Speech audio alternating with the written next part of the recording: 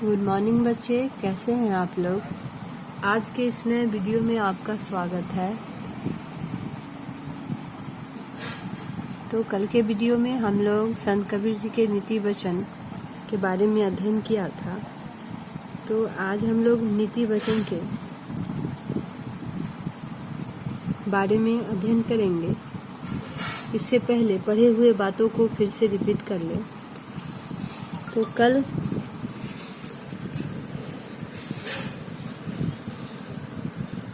हम लोग ये और ये इस दोनों के बारे में अध्ययन किए थे। जैसे इस पंक्ति में कहा गया है कि सोना सज्जन साधु जन टूटी जुड़े 100 बार, दुर्जन कुम्हार के एक ढका दरार। तो इस पंक्ति में संत कबीर जी कहते हैं कि सोने को अगर 100 बार भी तोड़ा जाए तो भी उसे फिर से जोड़ा जा सकता है। सोने को अगर 100 बार भी तोड़ा जाए तो भी उसे फिर से जोड़ा जा सकता है। इसी तरह भले मनुष्य हर अवस्था में भले ही रहते हैं। इसके विपरीत जो दुष्ट लोग होते हैं, बुरे लोग होते हैं, वह कुम्हार के घड़े की तरह होते हैं, जो एक बार टूटने पर दोबारा कभी नहीं जुड़ता। ठीक है, नेक्स्ट है, जहाँ दया तह धर्म है, जहाँ लोभ तह पाप, जहाँ क्रोध तह काल है, जहाँ क्षमा तह आप। इस पंक्ति में संत कबीर जी कहना कहते हैं इस पंक्ति में कि जहाँ दया है वहीं धर्म है, जहाँ दया है वहीं धर्म है, और जहाँ लोभ है वहीं पाप है। जहाँ लोभ है वहाँ क्या है? पाप का वास होता है। और जहाँ क्रोधता काल, जहाँ क्रोध होता है वहाँ काल होता है, अर्थात वहाँ सब कुछ सर्वनाश हो जाता है, विनाश हो जाता है। जहाँ क्षमाता और कहा जाता है कि जहाँ क्षमा है वहाँ ईश्वर का वास होता है। ठीक है, जहाँ क्षमा है वहाँ ईश्वर का वास होता है। तो क्या कहा गया पंक्ति में कि जहाँ दया है वहीं धर्म है, जहाँ लोभ है वहाँ पाप है, जहाँ क्रोध है वहाँ काल है, वहाँ सब कुछ सर्वनाश हो जाता है, विनाश हो जाता है। जहाँ क्षमा है वहाँ ईश्वर का वास होता है। नेक्स्ट पंक्ति है, 10 द्वारे का पिंजरा तामे पक्षी मौन। ठीक है, 10 द्वारे का पिंजरा तामे पंछी मौन, रहिबे को अचरज नहीं, गए अचंभा कौन। इस पंक्ति में क्या कहा गया है कि 10 द्वारे का पिंजरा तामे पंछी मौन, तामे जो पंछी है वह मौन है, रहिबे को अचरज नहीं, गए अचंभा कौन।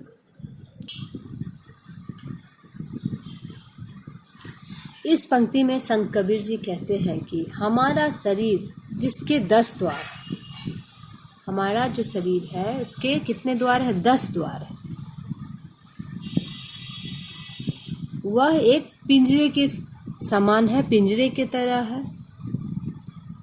और आत्मा जो है इस पिंजरे की पक्षी है।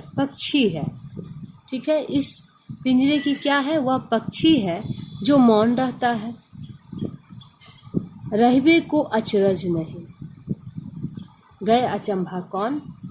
तो इस पंक्ति में कहा जाता है कि यह आश्चर्य की बात नहीं है, यह आश्चर्य की बात नहीं है कि एक दिन यह पक्षी उड़ जाएगा। यह जो पंछी अर्थात आत्मा को बोला गया, यह अचरज की बात नहीं है, यह आश्चर्य की बात नहीं है कि यह पंछी एक दिन उड़ जाएगा। आश्चर्य इस बात की है कि पक्षी 10 द्वार होने पर भी उसमें रहा। 10 द्वार होने पर भी वह उसमें रहा।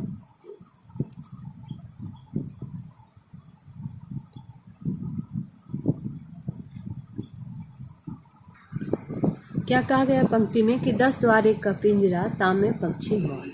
ये हमारा शरीर 10 द्वार है, वो एक पिंजरे के समान है, वह एक पिंजरे के तरह है। और आत्मा इस पिंजरे का क्या है? पक्षी है। पक्षी जो है वह मौन है, वह ज़्यादा कुछ नहीं कहता। आश्चर्य की बात तो यह है कि यह पक्षी एक दिन उड़ जाएगा। आश्चर्य की बात यह नहीं है कि यह पक्षी एक दिन उड़ जाएगा। आश्चर्य की बात यह है कि पक्षी 10 द्वार होने पर भी उसमें ही रहा। नेक्स्ट पंक्ति है, मन के मते न चलिए, मन के मते न चालिए, मन के मते अनेक, जो मन पर असवार है, सो साधु कोई एक।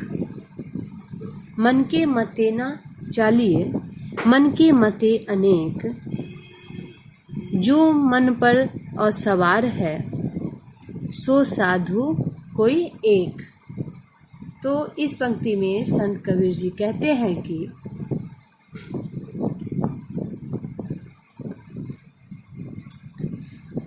मन के नियंत्रण में होकर कोई निर्णय नहीं लेना चाहिए, अर्थात मन के अनुकूल नहीं चलना चाहिए। मन के नियंत्रण में होकर कोई निर्णय नहीं लेना चाहिए, क्योंकि मन में तो अनेक विचार उत्पन्न होते हैं, अनेक सही और गलत विचार आते जाते रहते हैं। क्या कहा गया कि मन के अनुसार मत चलिए, क्योंकि मन में हमेशा विचार आते रहते हैं।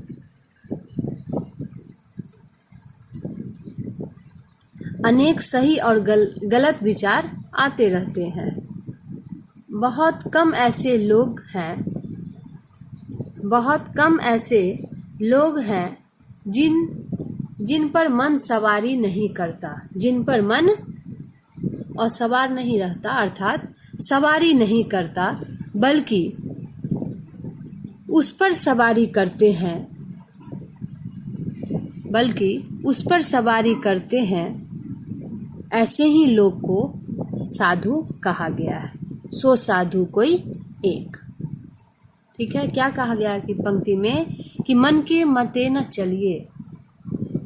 कबीर जी कहते हैं कि मन के अनुसार नहीं चलना चाहिए, क्योंकि मन में अनेक तरह के विचार उत्पन्न होते हैं। वह विचार सही भी होते हैं, गलत भी होते हैं, अनेक तरह के विचार आते जाते रहते हैं। बहुत कम ऐसे लोग हैं जिन पर मन सवारी नहीं करता, जिन पे मन असवार नहीं रहता, बल्कि वह उस पर सवारी करते हैं जिन्हें साधु कहा जाता है। सो साधु कोई एक, ऐसे ही लोग को साधु कहते हैं।